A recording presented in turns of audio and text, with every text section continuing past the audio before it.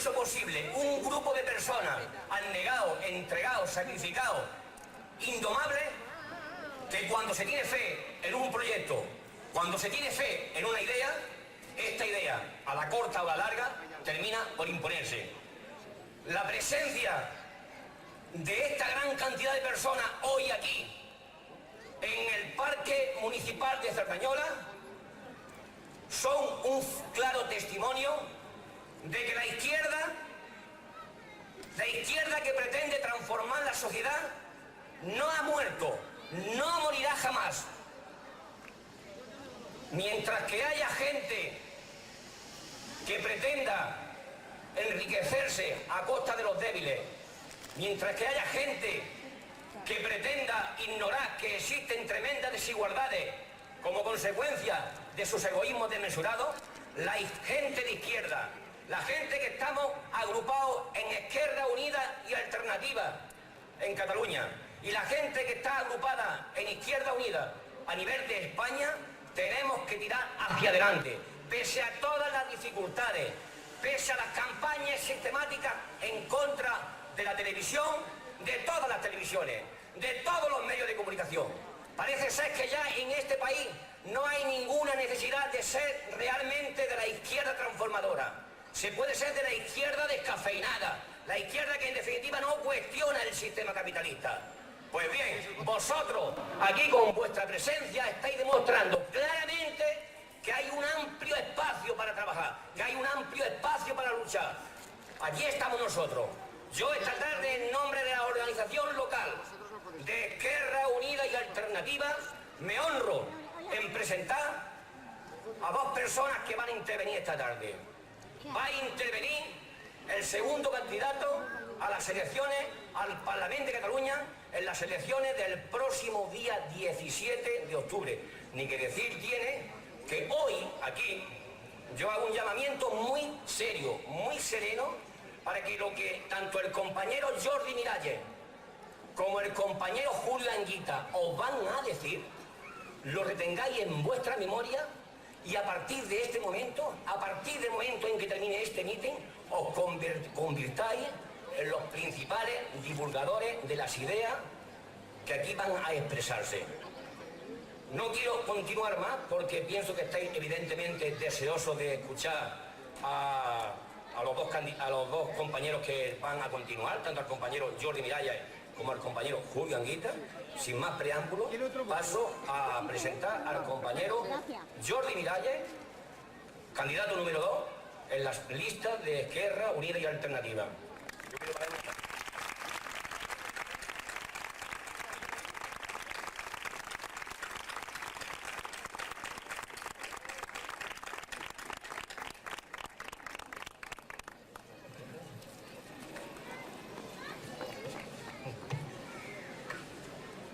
Molt bona tarda a tothom, amigues i amics. Bona tarda i benvinguts a aquest acte electoral d'Esquerra Unida i Alternativa aquí a Mataró, a la capital de la comarca del Maresme. Permitirme que antes de entrar en la intervención que había preparado para el acto de hoy, comparta con vosotros una buena noticia. Una buena noticia para Esquerra Unida y Alternativa y una buena noticia para la democracia de este país.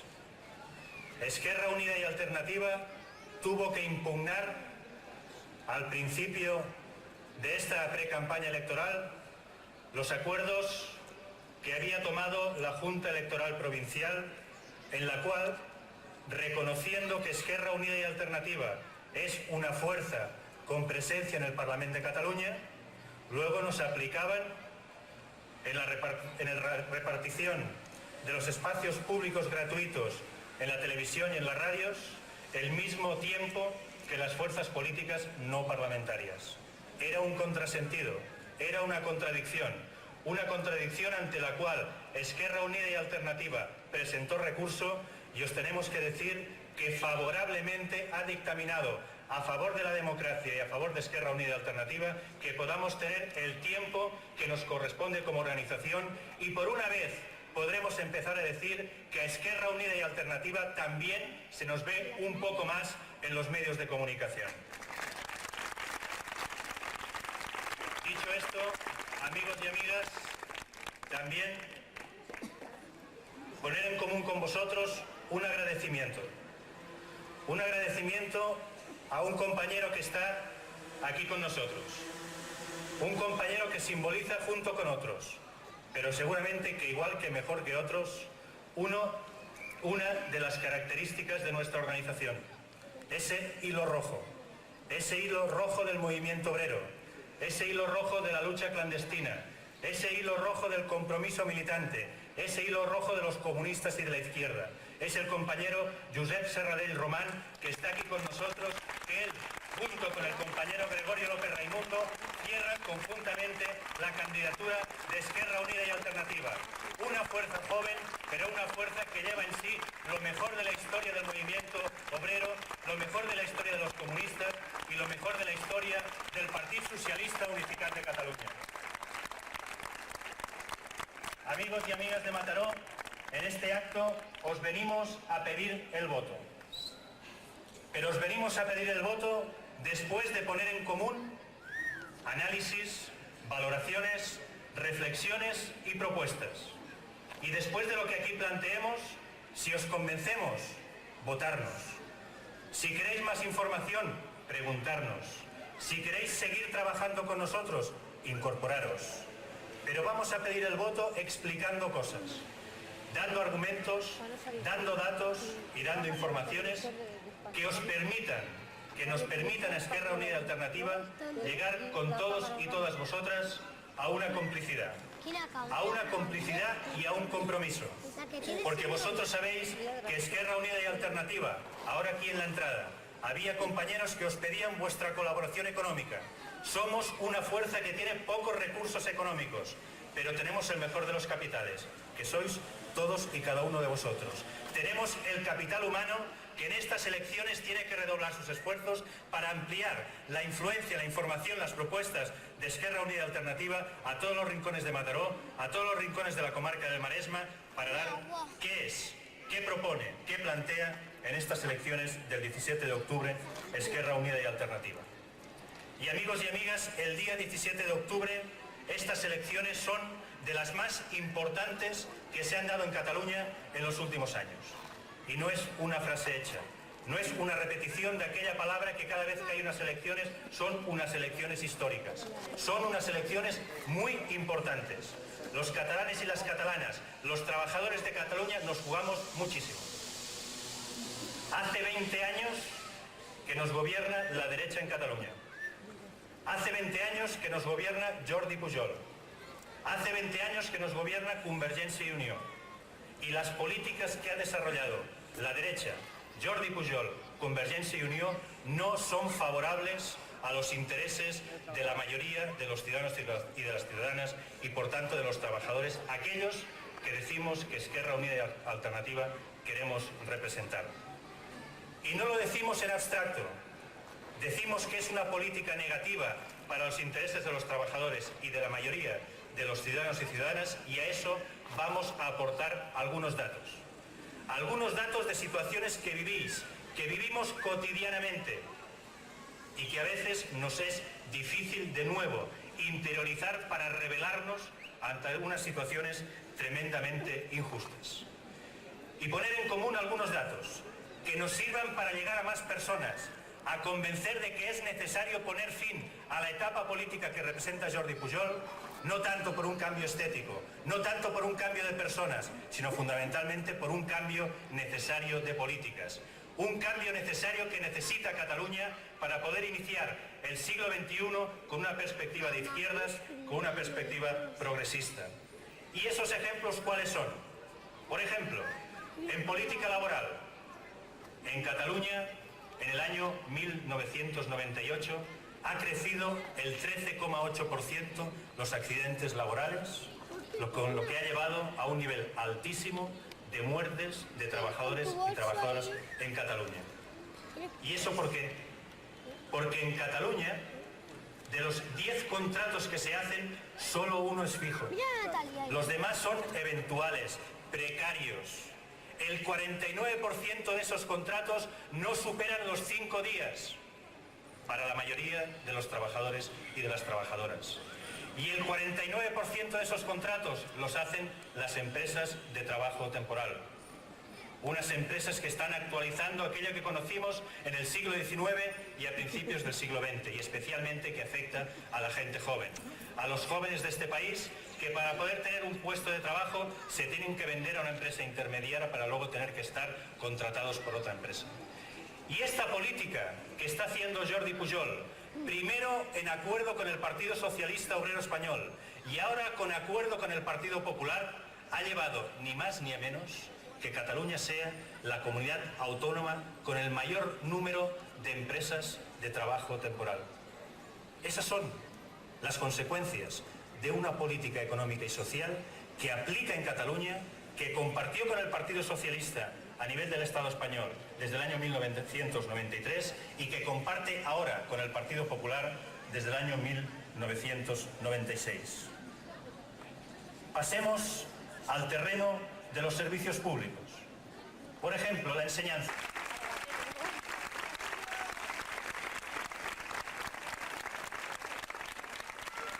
Bien, buenas tardes.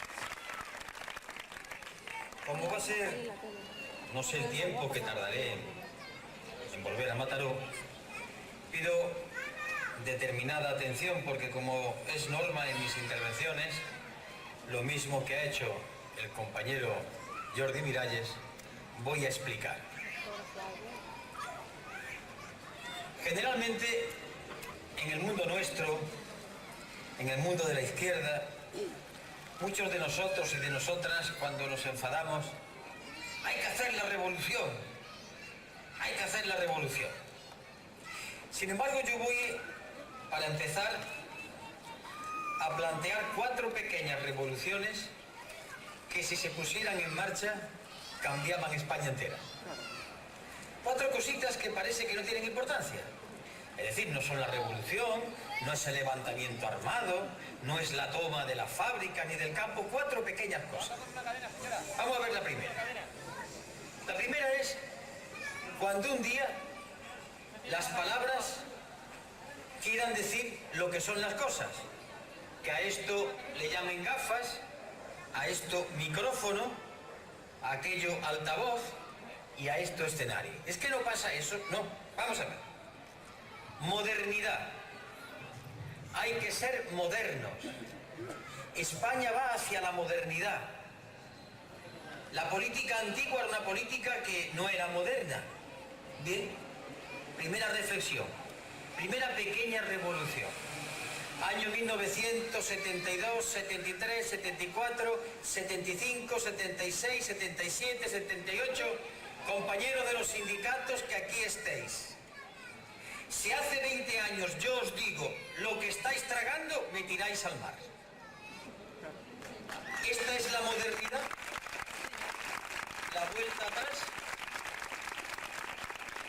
Por tanto, la primera pequeña revolucioncita es llamarle las cosas por su nombre. Hay un retroceso tremendo. Como en tantas veces digo, yo he estudiado en Barcelona, con familia mía, que vivía en Hospitalet, en Espluga, en la zona franca, en los años 70 y tantos. Y desde luego las pasaban canutas, trabajaban muchas horas, compraron el piso, pero fueron saliendo adelante, mejor que en el pueblo de Andalucía vivían.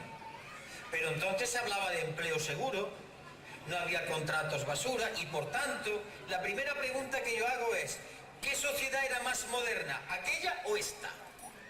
Por tanto, la primera gran revolución pequeñita es que las palabras quieran decir lo que son las cosas. Lo mismo ocurre con juventud. Esta es una política joven. Lo otro una política antigua. Pero una política joven, ¿qué quiere decir? ¿Que a la gente la puedan despedir con más facilidad? Una política joven, ¿qué quiere decir? ¿Contratos por un día? ¿Contratos por media hora, como yo he visto uno? Luego, la primera gran revolución sería, sin tener que pegar un tiro, que las palabras significasen lo que son las cosas. La segunda pequeñita revolución, pero que sería tremenda. Coger las palabras que están en el aire y situarlas en lo concreto. Por ejemplo, nosotros decimos la muerte. Nadie ha visto la muerte. No he visto la muerte por ahí. Ha visto a hombres y mujeres muertos. Es decir, para hablar de la muerte hay que ver a personas concretas. Cuando hablamos, por ejemplo, de la libertad, ¿quién ha visto la libertad? La libertad en abstracto no existe. Hay hombres y mujeres libres. Por tanto, para hablar de las grandes ideas, hay que verla en lo concreto de los seres humanos. ¿Por qué digo esto? España va bien. ¿Qué España va bien? ¿Por qué en vez de hablar de España va bien no hablamos de los españoles y de las españolas? Eso ya es lo concreto. Cataluña. Primero las personas. ¿Qué personas? ¿De dónde? ¿Del cinturón rojo? ¿Del campo? ¿Los trabajadores? ¿Los banqueros? Pero son palabras que se colocan en lo alto. Por tanto, la segunda revolución sería bajar las ideas a lo concreto. ¿Quiénes son libres? ¿Quiénes viven bien? Hacer las cosas tocables, al alcance de la mano. ¿Pero qué hay? Aparece en el telediario, vamos bien, la bolsa va estupendamente, la economía española va que se dispara. Y todo el mundo dice, ¡ay, es verdad, qué bien vamos! Pero ¿tú cómo vives? No se cae en el tú cómo vives. Por tanto, la segunda revolución es bajar las ideas al terreno de lo concreto. Cambiaría todo. La tercera, esta es tremenda. Esta es quizás la revolución más gorda que podríamos hacer en España. Cumplir la ley. Sí, cumplir la ley. ¿A qué me refiero yo? ¿Por qué no cogemos la Constitución española? La ley. Artículo 31. Viene a decir que los que tienen más pagarán más impuestos. De risa. Artículo 35. Todos los españoles y las españolas tienen derecho al trabajo. De carcajeo. Artículo 38. Los convenios colectivos son de obligado cumplimiento. Ya me diréis, sindicalistas, ¿qué hace el patrono ahora con los convenios colectivos? ¿Los cumple o no los cumple? Artículo 40. Los poderes públicos están obligados a hacer una política que se dirija al pleno empleo. No lo veo por ninguna parte. Artículo 41. Los españoles y las españolas tendrán derecho a la seguridad social, sobre todo cuando estén parados. Artículo 47. Todos tienen derecho a la vivienda. Artículo 50. Todos tienen derecho a pensiones y jubilaciones dignas. Eso es cumplir la ley. Por tanto, la tercera gran revolución, sin coger un fusil, sin disparar un tiro, sería cumplir la ley. Y no digo yo de cumplir la justicia, cumplir el Código Penal, que el que robe vaya a la cárcel, independientemente de que robe medio millón o medio billón de pesetas. Por tanto, no hace falta, al hablar de revolución, sino ver las cosas corrientes que están ahí. Y queda la cuarta revolución, sin pegar un tiro, que el pueblo español, el pueblo catalán, los trabajadores y las trabajadoras recuperen la memoria que en muchos casos la tienen perdida. Recuperar la memoria. Cuando una persona pierde la memoria, va como van los muertos vivientes en Haití, los zombies. Son personas que van por ahí, pero no saben de dónde vienen, qué pasó ayer, qué pasó antes de ayer. ¿Qué significa recuperar la memoria? Que cuando llegan las campañas electorales nos empezáis a examinar a todos, empezando por mí, con lo que dijimos hace un año, hace 2 y hace 3, y después obréis en consecuencia, que tengáis memoria. Y en el momento en que los españoles y las españolas, y sobre todo trabajadores y trabajadoras, recobren la memoria de lo que ha pasado aquí, cambiaba totalmente el mapa político. Pero los poderes económicos, los poderes políticos confían en que el pueblo pierda la memoria. Y así, cuando se habla de ética, de honestidad y de honradez, si tuviésemos la memoria, empezásemos a recordar desde Ruildondán para acá y para allá. O cuando empezásemos a recobrar la memoria, lo que ha pasado con Casinos de Cataluña, para acá y para allá. Por eso digo que la cuarta gran revolución es que la gente recupere la memoria y a continuación haga lo que tenga que hacer. Y dicho esto, para situar mis palabras en el terreno de lo concreto, voy a poner 3 ejemplos de la realidad con los cuales yo ya me podía ir del escenario y no seguir hablando. Después continuaré. Primer ejemplo. La compañía telefónica, que era del Estado, tenía en el año 1994 72.027 trabajadores. La Compañía Telefónica Nacional de España se vende al capital privado y en la televisión aparece españoles, comprar acciones, porque esto es una gran empresa. Pues bien, en el año 1999, ya tiene 52.000 trabajadores, es decir, 22.000 trabajadores menos. Y en el año 2001 va a tener 32.000 trabajadores, es decir, la Compañía Nacional Telefónica de España, cuando sea privatizado, va a perder 40.000 trabajadores. Pero mientras tanto, en el año 94 tenía 79 directivos y en este año tiene 286 directivos. El primer ejemplo ya está puesto. Compañías perdiendo dinero. Después explicaré a dónde va esto. Segundo ejemplo. Compañía Telefónica Nacional de España. 50 personas, 50 dirigentes cobran 60 millones de pesetas de sueldo. 100 dirigentes cobran 30 millones de pesetas de sueldo.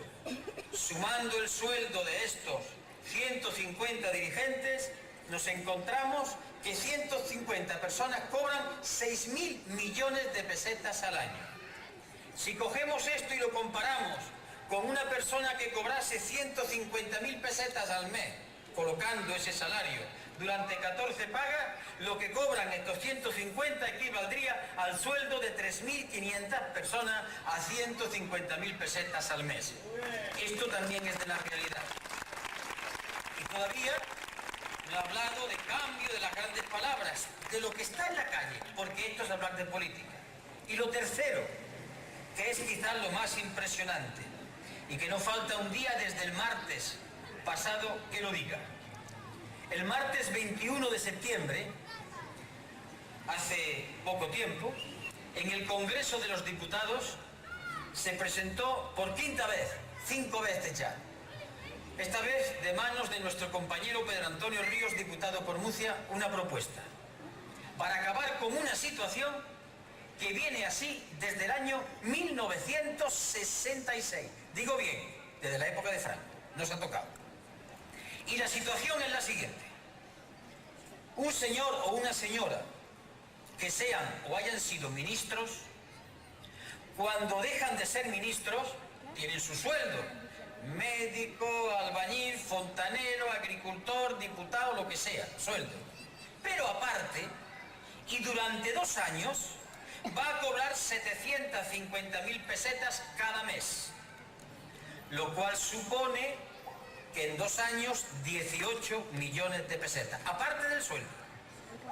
Cuando pasan los 2 años, deja de percibir esta cantidad, pero cuando entra en la edad de la jubilación, en ese momento le vuelve otra vez la cantidad, esta vez hasta que la muerte se lleve a él o se lleve a ella. Y en el caso de tener hijos menores de 23 años y la persona fallece, a los hijos le queda 190.000 pesetas hasta que cumplan los 23 años. Esto es un escándalo, por no decir otra cosa más gorda. Pues bien, por quinta vez Izquierda Unida intentaba que esto se acabase. Perdimos la votación. Y ahora os voy a decir quiénes fueron los diputados que dijeron que no a lo nuestro. Diputados del Partido Popular, diputados del Partido Socialista Obrero Español y diputados de Convergencia y Unión. Perdimos la votación. Con esto ya es suficiente. Pero por si acaso alguien tiene dudas, es muy fácil. Que pida el diario de sesiones del día 21 de septiembre, hace 8 o 10 días, y si yo miento, que me ponga verde. Pero si es verdad que lo es, ya ¿qué más campaña electoral queréis? ¿O no lo tenéis ya claro? Muy bien, dicho esto, vamos a empezar. ¿Para qué queremos nosotros que las cosas cambien? A mí, como dije ayer, no me gustan las campañas. A mí me gusta explicarme, discutir. ir con los trabajadores, como he estado todos estos días, hablando con ellos, con los sindicatos, discutiendo, enterándome, aprendiendo cosas, que no sé, me faltan cosas que saber. Pero cuando yo veo la palabra cambio, hay que cambiar, digo, muy bien, yo soy persona muy concreta. Independientemente de que determinados medios de comunicación me pongan como una persona mirando la luna constantemente, ¿no es cierto? Detrás del cambio yo pregunto, como preguntaría quizás un campesino de mi tierra, vale, ¿para qué? ¿Para qué quiere usted cambiar? ¿Para hacer qué? Ay, ya no se contesta. Yo sí voy a contestar. ¿Para qué queremos el cambio? Para defender, impulsar una política que tiene 3 ejes muy claros, muy sencillitos. El primero, trabajo. Después lo voy a desarrollar. El segundo, paz y neutralidad. Y el tercero, democracia avanzada. Estos son todavía palabras en el aire. Trabajo, muy hermoso. Voy a desarrollarlo. La palabra trabajo tiene para nosotros 4 conjuntos de cosas. La primera es sociedad de pleno empleo estable, la segunda es desarrollo sostenible, la tercera es reparto del trabajo y la cuarta protección social plena. Voy a descender más. ¿Qué quiero decir con sociedad de pleno empleo estable? Lo siguiente. El compañero Jordi Miralles ha descrito la situación. Yo voy a repetir algunas cosas. Empresas de trabajo temporal. Compañeros socialistas que estáis aquí, os voy a recordar algo. En el año 1892, un tal Pablo Iglesias, que creo que es una figura de la izquierda importantísima, se puso al frente de sus compañeros en una manifestación en Madrid, que recorrió medio Madrid para ir ante el Ministerio de la Gobernación, para luchar contra las empresas de colocación privadas. Siglo y pico después, un gobierno, el de don Felipe González, creó las empresas de trabajo temporal. ¿Y cómo actúan las empresas de trabajo temporal? Muy fácil. El chico y la chica se apuntan, toman nota, ellos hablan con el empresario, ahí te mando el esclavo. El esclavo va, recibe una cantidad y el dinero que él gana, el 40% se queda la empresa de trabajo temporal. Esto se llama prestamismo laboral. ¿O no se sabe? No me digan que sí, claro que se sabe. Se sabe perfectamente. Hay gente que lo ve. ¿Qué decimos nosotros? Miralles lo ha planteado. Supresión, desaparición por decreto inmediatamente de las empresas de trabajo temporal. Y desde el punto de vista del Estado español, el Instituto Nacional de Empleo, o en el caso el Instituto de Empleo Catalán. Porque este es el primer problema. Y los demás, ¿sabéis vosotros que cuando la televisión o la radio dicen que ha descendido el paro, cuando un español o una española trabaja 2 horas a la semana, ya no está parado? ¿Ya no lo cuentan como parado? Es decir, Juanito Sánchez García trabaja 2 horas en una empresa, a lo mejor descargando latas en un supermercado, le pagan las 2 horas, ese Juanito Sánchez García ya no está parado. No figura en las estadísticas como parado, pero hay más. Hay contratos de media hora, contratos de un día, contratos de un mes. ¿Y qué ha pasado con los contratos de un mes? En el año 97 las centrales sindicales mayoritarias firmaron un acuerdo con el gobierno que se llamaba Acuerdo Interconfederal para el Empleo. A partir de entonces los empleos de un año más han desaparecido. Los empleos de un mes o menos han aumentado un 42%. ¿Y a dónde va esto? A lo siguiente. Si yo tengo mañana que pagar una cuota para la seguridad social cuando me ponga viejecito, ¿qué cuota voy a pagar si no tengo el trabajo fijo? Pero hay más. Cuando hace unos días aparece que el gobierno va a extender el seguro de desempleo, es decir, que los que están parados y que no cobraban seguro van a cobrar ahora, hay que leer la letra pequeña. Para cobrar el seguro de desempleo hay que tener un año de trabajo. No hay ya contratos que duren un año, con lo cual prácticamente esto no quiere decir nada, que no lo van a cobrar. O por ejemplo, el contrato de un mes o menos de un mes, que como he dicho antes, ha subido a un 40 y tantos %. Pero claro, esto también tiene otras consecuencias que se ven, por ejemplo, en lo que yo voy contando todos los días. que le pasó a nuestra diputada Ángeles Maestro. Ella es médico, cuando un médico en Las Palmas de Gran Canaria, le plantea, toma, Ángeles, 122 contratos en un año, 122 guardias. Es decir, al médico lo contrataban para hacer una guardia en el hospital, cuando termina fuera el contrato, otra guardia, otro contrato. Y así estamos ahora, que se hacen contratos de lunes a viernes, el sábado y el domingo, como se tendría que cobrar y no trabajar, no hay contrato. ¿Esta es la modernidad? Pues si esta es la modernidad, ya sabéis lo que diríamos, que venga no sé quién y lo vea. Por tanto, cuando hablamos de sociedad de pleno empleo estable, estamos siendo muy claros, y lo voy a decir con rotundidad, no nos da la real gana de decirle a esto que sí, nos vamos a enfrentar a esta situación, no la asumimos, no la queremos y no transigimos. Y aquí está, porque nos llaman quiméricos, que decimos siempre que no, pero yo lo que digo simplemente es, recordando mi vida particular, que hace 20 y tantos años esto no existía. Por tanto, es posible que esto se pueda corregir. O estos ejemplos me los estoy inventando yo. Yo tengo muchos defectos, pero cuando llego a un micrófono aquí en el Parlamento, dato que doy, dato que antes lo he meditado, porque no me gusta engañar. Por tanto, cuando hablamos de sociedad de pleno empleo, estamos hablando de empleo fijo. ¿Esto es fácil? No. Yo no digo que sea fácil, digo que se puede hacer. Y entonces, ¿cómo? Pasamos a la segunda línea, desarrollo sostenible.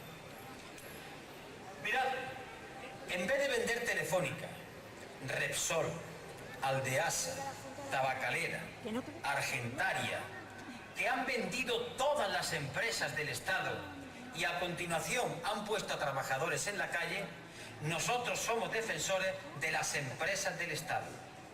Las empresas del Estado, lo que se llama sector público, que ahora se está privatizando, y que con él hacen lo siguiente. Telefónica, por ejemplo. Diga, Telefónica se privatiza y lo primero que se hace es a trabajadores de 51 años decirle puerta. Pero además utilizando un argumento en el que caen nuestros hijos, angelitos, que es el siguiente. Mira, niño, el rufián de tu padre, por agarrarse al puesto de trabajo, impide que tú, angelito, entres a trabajar. Y echan sobre los padres a los jóvenes diciendo, miserable, tú estás impidiendo que yo tenga un puesto de trabajo. ¿Por qué? Porque echan a las personas mayores de 52 años, admiten a personas jóvenes sin seguridad social, sin las condiciones que tenía el padre, que le habían costado al movimiento obrero siglo y medio de lucha para conseguir esa cuestión. Y enfrentan a hijos contra padres.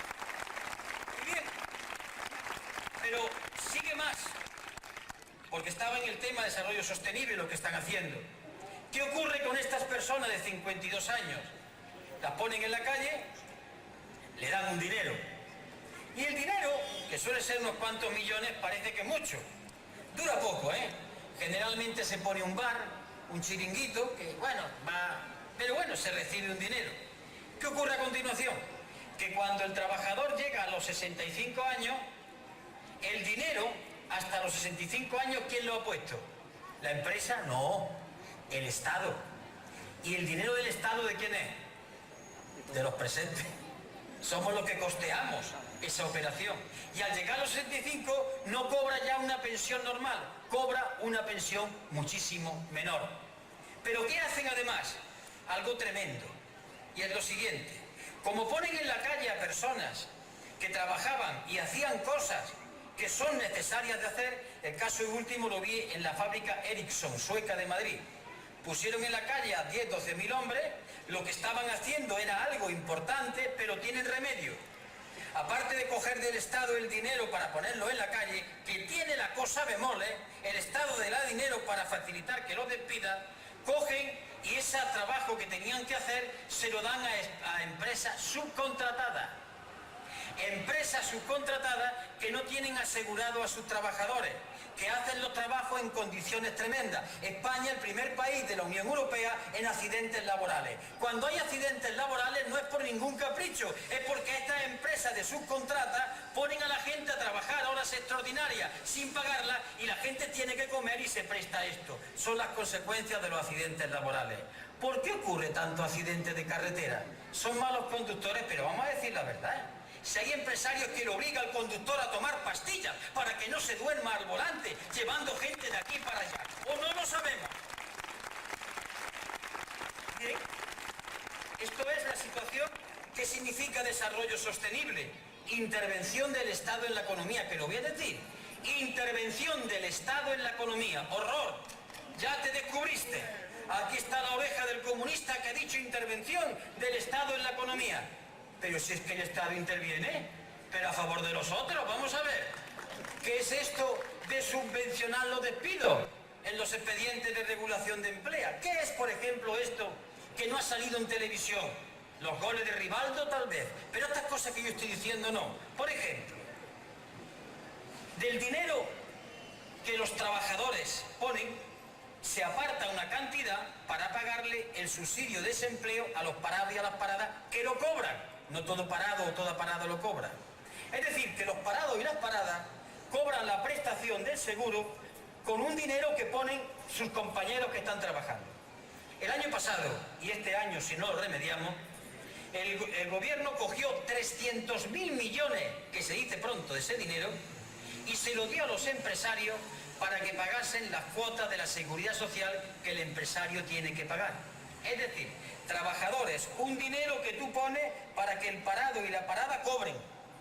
Yo, gobierno, cojo el dinero y se lo doy al empresario para que éste pague su parte de cuota a la seguridad social. ¿Interviene o no interviene el Estado? Interviene, pero a favor de los otros.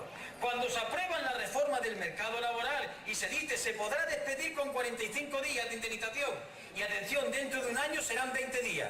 ¿Quién hace eso? Pues es el Estado, lo aprueban las Cortes con el voto en contra nuestro, pero como somos poquitos perdemos. Que por cierto, cuando nos pidáis que arreglemos estas cosas, votadnos para que tengamos fuerza, porque si no es, no tiene sentido. Bien, a partir de ahí, el desarrollo sostenible consiste en la intervención del Estado, las empresas del Estado, ¿dirigido a qué sectores? Industria. Vamos a ver. ¿Desde cuándo no aparece en un telediario lo siguiente? La industria española avanza. Se han creado tantas fábricas. No aparece. Aparece la bolsa. Pero es otra cosa. La bolsa es cosa de especulación. Pero ¿dónde está la fábrica? Un país sin fábrica y sin industria, ¿dónde está lo que se hace? ¿Qué sabemos de la agricultura? ¿De la ganadería? ¿De la pesca? ¿Qué sabemos de la producción? La economía son lo que hombres y mujeres trabajan con sus manos o con su inteligencia. Esa es la economía, la creación de bienes, de cosas que consumen los demás seres humanos. Eso se ha olvidado. Solamente se habla de la bolsa, la pura especulación. Pues bien, cuando hablamos de desarrollo sostenible, hablamos de fábricas, de sectores, de industria, de agricultura, de pesca, de ganadería y de lugares donde el trabajo puede aumentar. Por ejemplo, medio ambiente. Hablando de que España necesita una operación de repoblación forestal que debe durar por lo menos 70 años, o si no nuestros nietos van a tener un desierto, porque el desierto va avanzando desde Almería y desde Alicante y hay que repoblar, y eso no es llegar los domingos con la escuela y plantar un arbolito, y ya hace falta trabajo ahí. El cuidado del medio ambiente generaría del orden de 500.000 de puestos de trabajo. ¿Y qué es el cuidado del medio ambiente? Por ejemplo, ¿por qué hay tanto incendio forestal? Porque alguien quema el monte, sí, pero mirad, coger una tea y como haya un monte limpio, no arde. El monte cuando está abandonado, cuando hay tarasca, cuando hay leña que se cae, cuando no se limpia, arde. Cuando había pastoreo, cuando la gente cuidaba el monte, no había incendio, porque es muy difícil con una tea prenderle a un pino. El pino arde cuando hay tarasca que forma un fuego y a continuación esto. Por tanto, medio ambiente, cuidado del monte, estos son puestos de trabajo.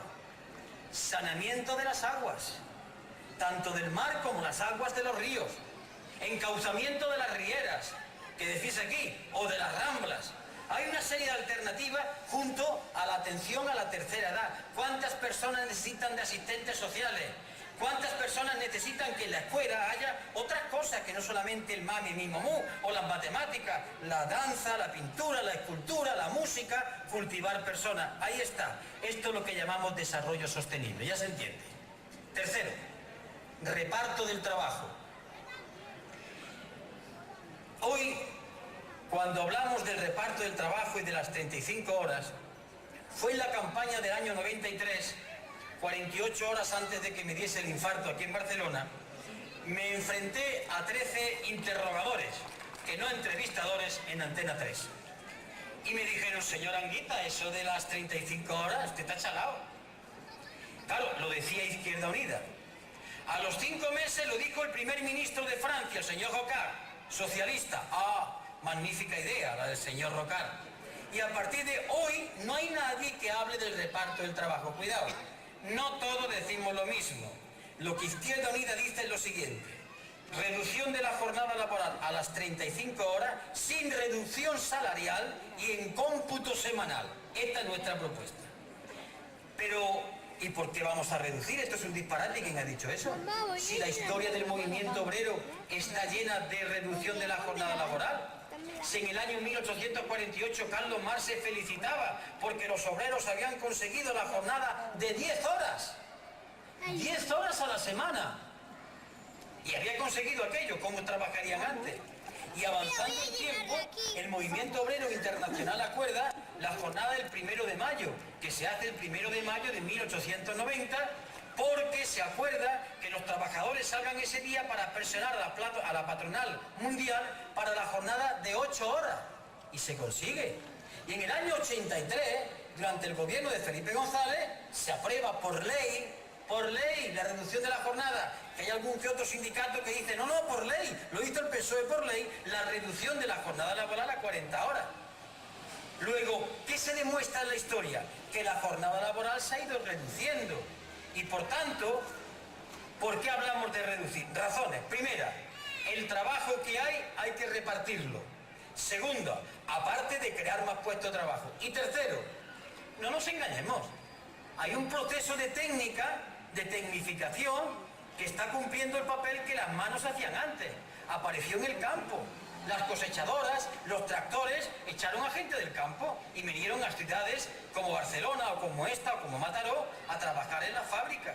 Pero llegó un momento en que las máquinas empezaron a sustituir a los seres humanos. Es que tiene mucho que ver el textil, la lanzadera del siglo pasado con las máquinas modernas.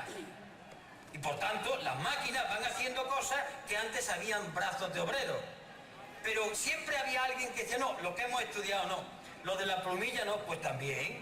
Vamos a ver, entráis en una caja de ahorros o en un banco.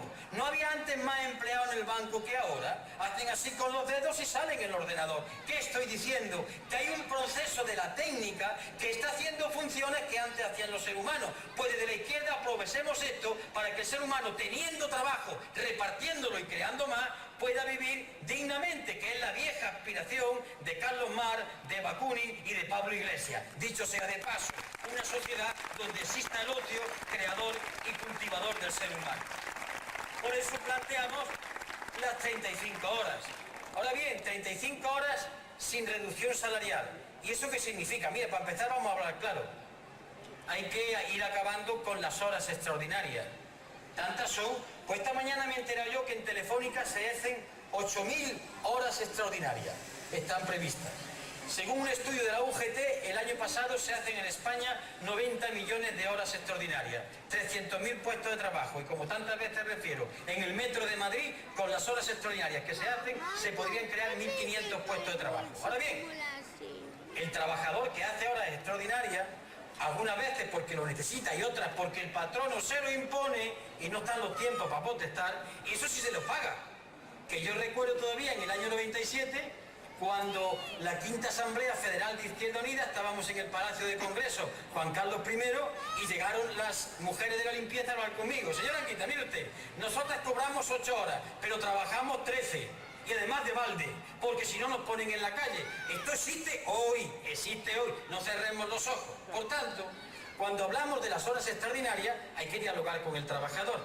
Y decir, lleva razón, a lo mejor las horas extraordinarias que tú cobras y que haces, te sirven o las necesitas, pero vamos a buscar salida. Primero, vamos a discutir, trabajador, sobre el salario. ¿El salario qué es? Y todo el mundo piensa solo en el sobre. Lo que me dan en el sobre, error. Y os voy a poner un ejemplo también de aquí, visto con mis parientes. Yo llegué a Barcelona a examinarme hace ya muchos años, iba a decir siglos, de historia. y estaba viviendo con ellos. Entonces uno de ellos me enseñaba un día, mira, la semanada, cosa que se decía aquí entonces, no sé ahora. Ahora será la horada, digo por los contratos de trabajo. Y entonces me enseñó el sobre, era gordo.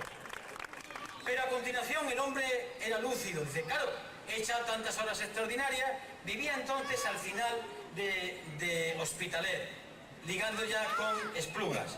Entonces el autobús no funcionaba, había que pagar entre varios trabajadores que estaban en la empresa el Mueble en la Fábrica, una especie de taxi. No había ambulatorio, médico privado, las medicinas no las estaban todas, había que pagarlas, la escuela de los niños era privada porque no había una escuela pública. En resumen, el sistema capitalista le subía el sueldo, no mucho, le hacía trabajar horas extraordinarias, él veía el sobre que era muy gordo, pero eso era cuando el sistema capitalista, bajo el ejemplo de la mecedora, le daba. Pero a continuación decía, te subo la cerveza, te subo el transporte, te subo los libros, te subo el agua, te subo la electricidad. En la vuelta de la mecedora le quitaba lo que le había dado en el sueldo. Por tanto, hay un salario que no es solamente el salario del sobre, es el salario que percibimos y que tenemos que luchar por él.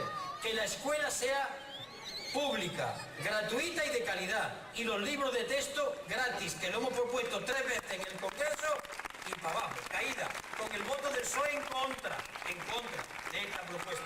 En segundo lugar, vamos a hablar de la salud, vamos a hablar de los ambulatorios, del tipo de medicina. Hay una cosa que dice, es que la gente consume demasiada medicina, ¿de acuerdo? Pero para que la gente no consuma tantas medicinas, que a veces es un envenenamiento legal, vamos a hacer que haya médicos de atención primaria y el médico se dedique pues a 40 o 50 familias y va a evitar que la gente se ponga enferma. Porque una salud bien entendida no es reparar al enfermo, es evitar que se ponga malo. Es mejor que no se ponga malo que repararlo después. Y eso se llama atención primaria. Y esto significa también salario indirecto, o la cultura o el transporte. Ya empezamos a entender por dónde vamos. Pero queda otro salario, porque son 3. El directo, el sobre, el indirecto, la escuela, la salud, todo lo que he dicho ahora. Y queda el salario diferido, la pensión. La pensión. ¿Pero qué se está diciendo ahora? Mira, como somos un país que está envejeciendo, no tenemos seguro de que vayas a cobrar la pensión. ¿Por qué no haces una cosa? De tu sobre, ahorra todos los meses un poquito y lo metes en un banco, que eso es el fondo de pensiones. Para cuando tú te jubiles, el banco te devuelva una cantidad. La pregunta, ¿con qué? ¿Con trabajos temporales? ¿Cómo voy a pagar yo una cuota todos los meses si no tengo trabajo fijo? Pero por otra parte, ¿por qué tengo que pagar yo un fondo de pensiones privado que cuando lo hago además me hacen que yo pague menos impuestos en contraposición y en detrimento de los que pagan impuestos? Pues bien, hay que atacar el tema de los salarios diferidos de las pensiones y jubilaciones. Y me lleva al 4 apartado. Pensiones, jubilaciones, que nosotros llamamos protección social plena. ¿Qué hemos dicho en todo este follón que se ha formado de pensiones? Lo primero, que esto es muy serio, que venimos años diciéndolo, pero pasa algo extraordinario. Cuando llegan las elecciones, toma 2.000, toma 3.000. ¿Cuál es nuestra propuesta? Y pido atención a pensionistas y jubilados, porque después no va a salir por televisión, ya que me escucháis, sepáis lo que decimos de esto. Nosotros queremos buscar una fórmula que haga posible que la gente tenga asegurada la pensión y la jubilación independientemente de los gobiernos que haya. ¿Qué fórmula podíamos encontrar para evitar que cuando lleguen las elecciones toma 2.000, toma 3.000, te bajo, la comunidad autónoma, el Estado? Y la fórmula es la siguiente. Hay un concepto económico, salarial, en toda la Unión Europea que se llama salario mínimo. En España se llama salario mínimo interprofesional. Es decir, en Francia, por ejemplo, si el salario de un hombre fuese el salario medio 100 pesetas, el salario mínimo en Francia serían 68, el 68%. En España, si el salario medio fuera 100 pesetas, el salario mínimo interprofesional son 32.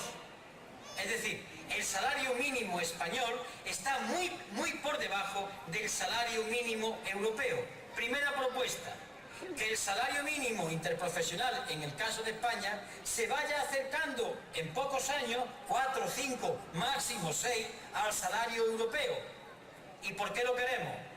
Lo queremos porque en este año el salario mínimo español son 69.270 pesetas. Todos los años sube un poco. Por tanto, propuesta primera. Las pensiones contributivas no puede haber ninguna por debajo del salario mínimo interprofesional. Es decir, que si el salario mínimo en España en este año, y pedimos que se vaya acercando al europeo, son 69.270 pesetas, la pensión mínima contributiva sean 69.270. Que yo sé que con esto no tiráis la casa por la ventana, pero teniendo en cuenta lo que se cobra, supone un primer paso importante. La pensión no contributiva, aquella que se cobra pero no se ha cotizado, proponemos que se cobre el 75%, 52.000 y pico de pesetas. ¿Y esto qué significa?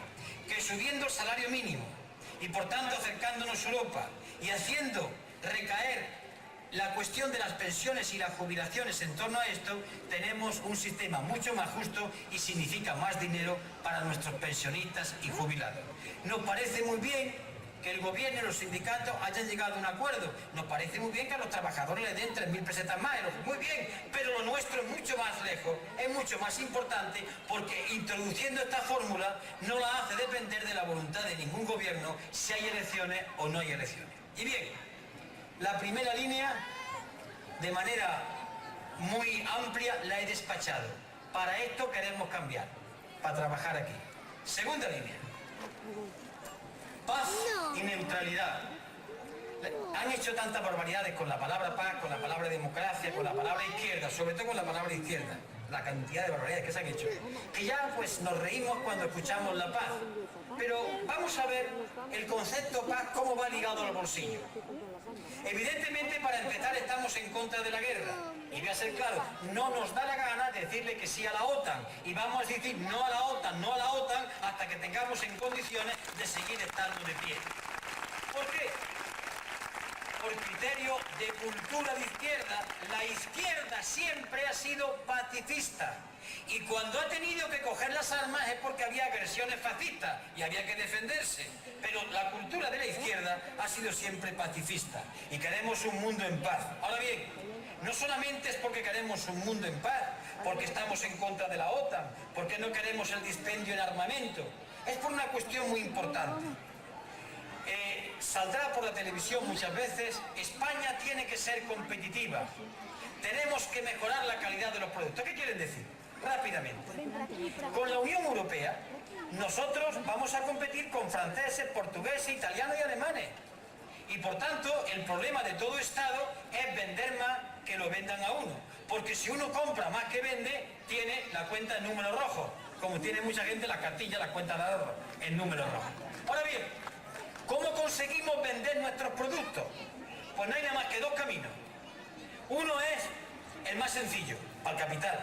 Que los productos españoles valgan poco, valgan menos. ¿Y eso cómo se consigue? Cuando los salarios bajen. Al bajar los salarios, el producto final vale menos. ¿Y cómo baja el salario? Bajándolo o diciendo que trabaja más horas extraordinarias sin cobrarla o te pongo en la pajolera calle. Lo vamos entendiendo. El camino que ha cogido España. El camino de vender más porque el producto es más barato bajando los salarios. ¿Cuál es el otro? El otro es el que escogieron por la fuerza, pero que a la postre les ha venido bien, Japón y Alemania, a los cuales se les prohibió después de la Segunda Guerra Mundial que la investigación la hicieran en el terreno militar. Y por tanto sus hombres y mujeres que se dedican a la investigación, se dedicasen a la investigación civil, por ejemplo. Nosotros cuando vamos a comprar un frigorífico, un televisor, una plancha, una nevera, yo que sé, cualquier cacharro, o vamos a comprar un mueble, lo primero que pedimos es que sea bueno. ¿Y por qué son buenos? Mirad, hoy, detrás de una plancha, no creáis que está ahí el herrero moderno haciendo la plancha. Hay gente que investiga en los laboratorios el tipo de acero, si es resistente al calor, si puede planchar determinados tejidos. Es decir, que detrás de un artilugio moderno hay mucha investigación. Y los países que dedican dinero a la investigación hacen buenos productos que lo venden. España, de cada 100 pesetas que en España se dedican a investigación, que se llama investigación más desarrollo o I+D, 68 son para investigación militar y 32 para investigación civil. Ya está dicho todo.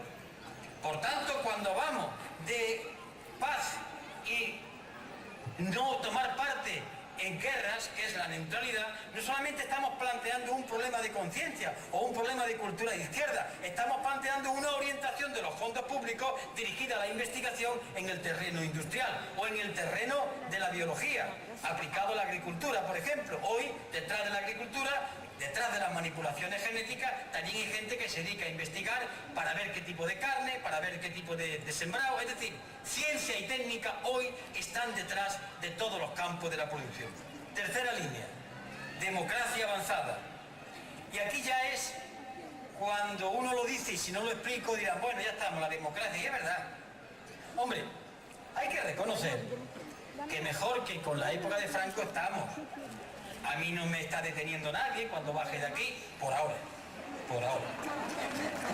Que en otros momentos se pone Izquierda Unida, la bandera de la hoy el martillo, y hablamos, y salen críticas en la prensa, con el permiso de los directores, que da un poquito, porque esta hay una cosa, que es censura, etcétera, etcétera. Pero bueno, mejor que entonces sí, pero ya está, ¿eh? Esto no es una democracia, en el sentido auténtico de la palabra. Esto no es una democracia. Esto es, en ese aspecto, está mejor que con Franco, pero todavía no es una democracia. Bueno, ¿y eso qué tiene que ver? Pues vamos a ligarlo a lo concreto. Estoy seguro que la gente cuando va a votar lo que quiere es que gane quien ha sido más votado. Y quiere que su voto valga. Y por tanto, que cuando se introduce el voto en la urna, automáticamente pase al escaño de diputado o de concejal. Pues bien, por medio, en el momento en que se echa el voto en la urna y aparece el escaño, hay una cosa que se llama ley electoral, que dice, pues mira, los votos van a valer tanto o cuánto. Ejemplo, el mío. Yo soy diputado por Madrid. Y cuando salimos 6 diputados, sacamos en las últimas elecciones, dividiendo por los votos, detrás de cada uno de nosotros, y detrás mío hay 150.000 votos. Don Felipe González también es diputado por Madrid, como yo, pero él ha salido con 48.000 votos. Y don José María Aznar, que es diputado por Madrid, como yo, ha salido con 34.000 votos. ¿Qué puñeta es esto? Que yo necesite 150.000 votos y don José María Aznar 34.000 votos solo. ¿Aquí qué es lo que pasa? Una cosa que se llama ley electoral. Y pudiera ser que aquí en Cataluña, el día 17, pongamos 2 partidos, cualesquiera, el partido A y el partido B. Que el partido A sacase más votos que el partido B, pero el partido B saque más diputados que el partido A. Cosas de la ley que queremos cambiar. Una ley absurda. Una ley que hace, por ejemplo, que en Canarias, fijaros el tremendo error. Nuestros compañeros de Izquierda Unida sacaron en las anteriores elecciones autonómicas, la del año 95, algo así como 22.000 votos. No sacaron ni un solo diputado. Hubo agrupaciones insulares que sacaron 2.500 votos y sacaron 2 diputados. Esto hay que cambiarlo. Esto no es democrático. Por tanto, hablamos de cambiar la ley electoral. Ya tiene sentido. Segunda medida. En el Congreso de los Diputados se va a debatir en la primera quincena de noviembre nuestra propuesta de la ley de las 35 horas. Hemos tenido que recoger más de 500.000 de firmas. Y no se recogen firmas de cualquier manera, porque llega la Junta Electoral y va viendo una por una. Y además no dice cuántas hemos cogido. Ha dicho más de 500.000. Fuentes nos informan que han sido más de 600.000, pero no lo dicen. Dicen más de 500.000, no dan la cantidad exacta. Y ha sido un esfuerzo de nuestros militantes, de nuestros compañeros y compañeras y de la gente que ha firmado, a la cual se lo agradezco, tremendo. Propuesta. ¿Por qué una iniciativa legislativa popular que surge de abajo no puede ser con 500.000 de firmas? Perdón, con 250.000, 250.000 firmas, bajar el número de firmas, que eso permitiría llevar al Congreso por parte de la gente cosas además de las que llevan los diputados. ¿Qué pedimos además? Que eso se haga en los ayuntamientos. ¿No sería importante que aquí en Mataró, en torno a una propuesta, recogiendo firmas de los ciudadanos, el ayuntamiento obligatoriamente tuviera que debatir en sesión pública esa propuesta? Eso se llama iniciativa legislativa popular. Referéndum. Hay que cambiar el referéndum. ¿Cuándo fue el último referéndum en España? En el 1986. El referéndum es una consulta que se le hace al pueblo, para que éste conteste sí o no a una pregunta. fue el referéndum de la OTAN. El pueblo español dijo sí, pero con unas determinadas condiciones que ningún gobierno ha cumplido, ni el de González ni el de Aznar. ¿Pero en qué se escudan ellos? En una cosa muy clara: el referéndum en España es consultivo, es decir, yo pueblo te consulto, después hago lo que me sale de las narices. ¿Qué propuesta hacemos?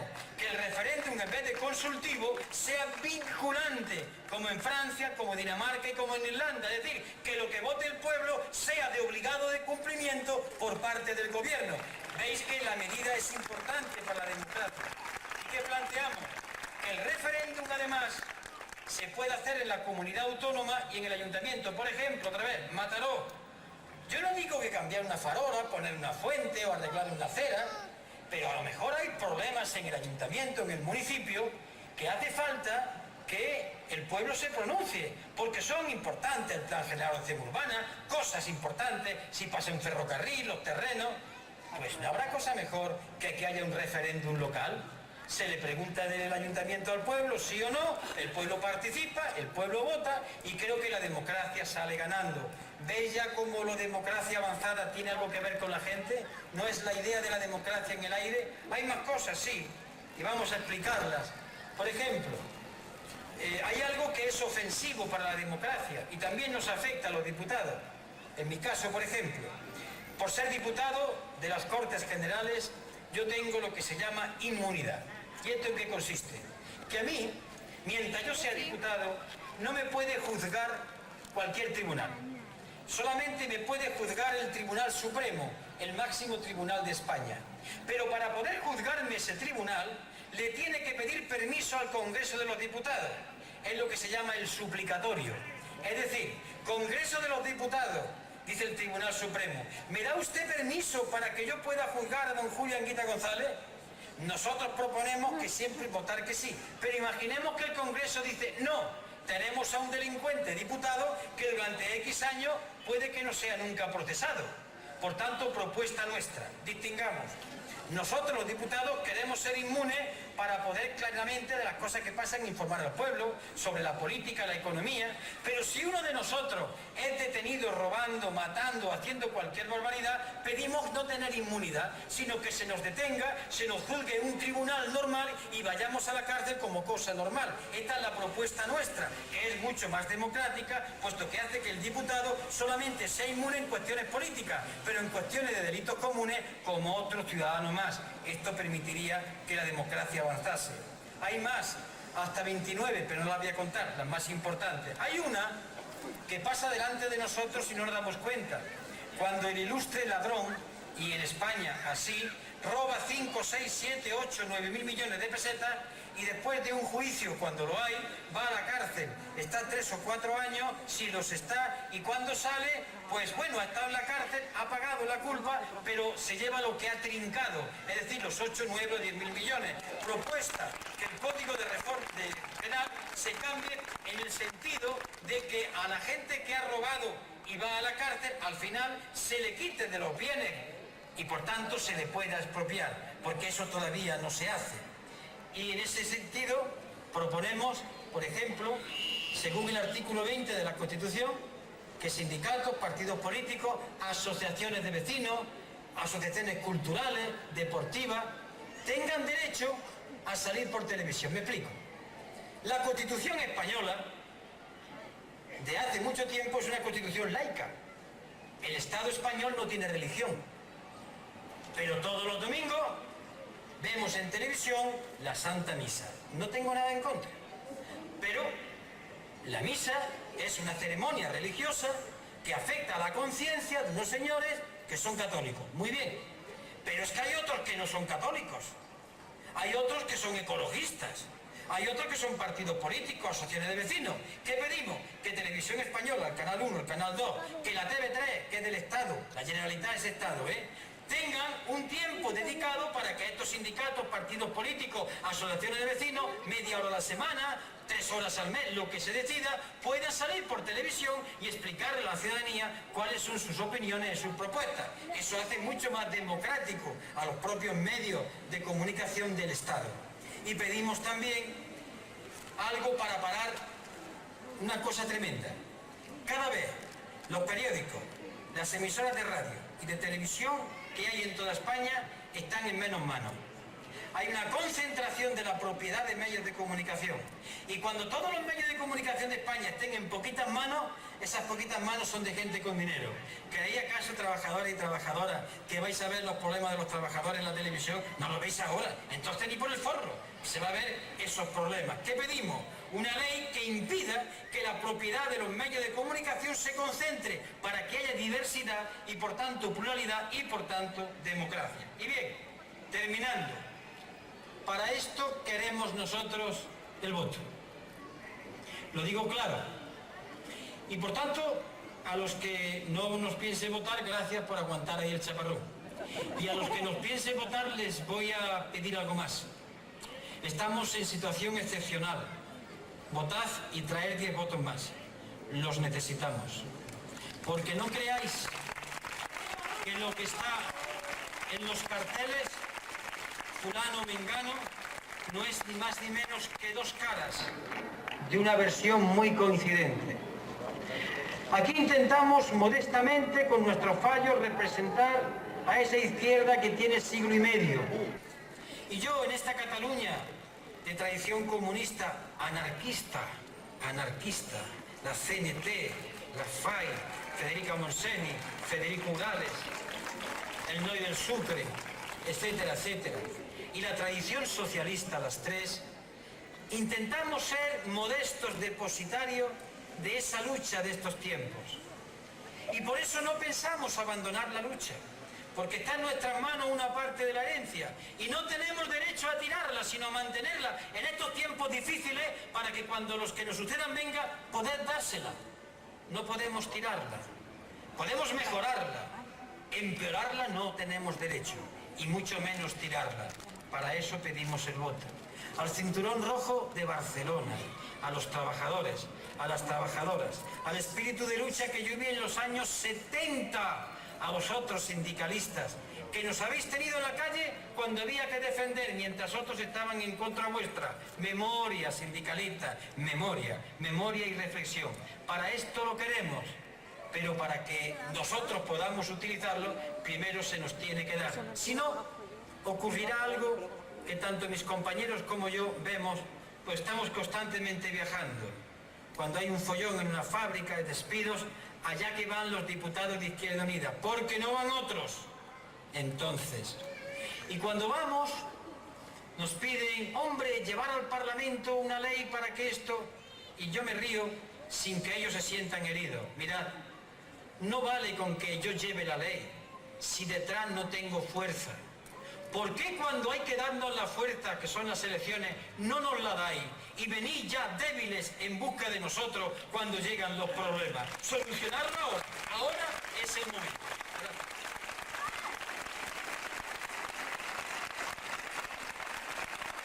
¡Vamos!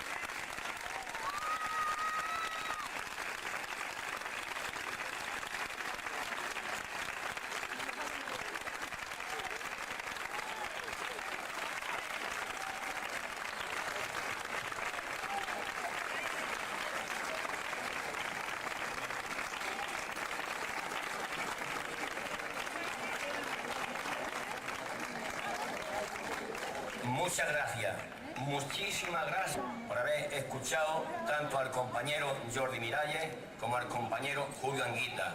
Para acabar este gran acto, donde los principales protagonistas habéis sido vosotros, solamente me queda que hacer la presentación oficial de los candidatos del Maresme, mejor dicho, de Mataró, en la lista de Izquierda Unida y Alternativa. Aquí tenemos al compañero Josep Serradell Román, que va en el puesto número 84. Toda una vida entregada a la lucha por el socialismo y por defender los intereses de los trabajadores.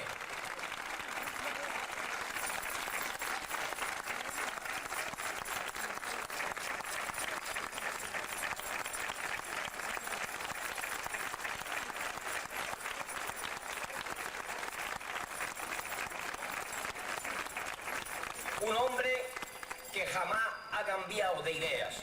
Porque cuando un ser humano deja las ideas, las cambia por un puesto de prebenda o lo que sea, pierde todo. Y cuando un ser humano no tiene memoria ni tiene dignidad, no es nada. A continuación, la compañera Monse García, que fue nuestra candidata en las pasadas elecciones municipales, la candidata más joven de toda España.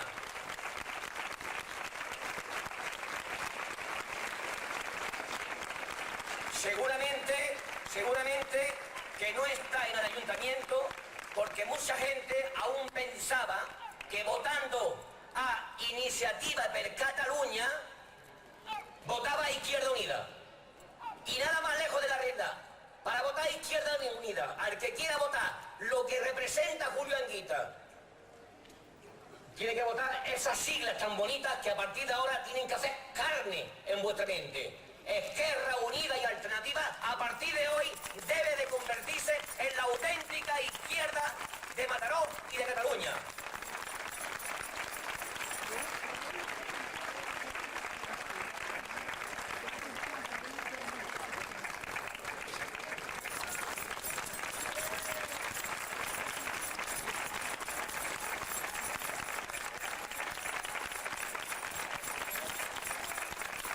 Yo también soy candidato.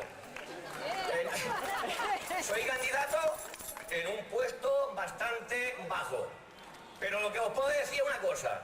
Si yo por remota chiripa fuese diputado, jamás traicionaría ni me cambiaría de camisa por nada del mundo, como jamás me he cambiado. Nunca. ¡Muy bien!